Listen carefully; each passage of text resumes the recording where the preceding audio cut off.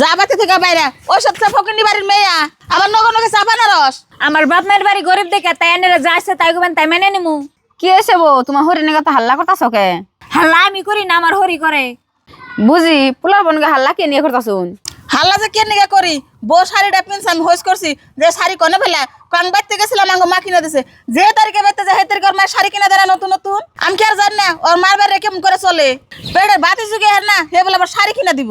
আমার পোলার পয়সা চুরি করে বাইতে নিয়ে যায় শাড়ি কিনে নিয়ে হে কয় যে মাই কিনে দিছে চাচা কিনে দিছে খালাই কিনে দিছে। আমি কি আর জানি না মায়ের বাড়ি ওরা শাড়ি কিনে দিব।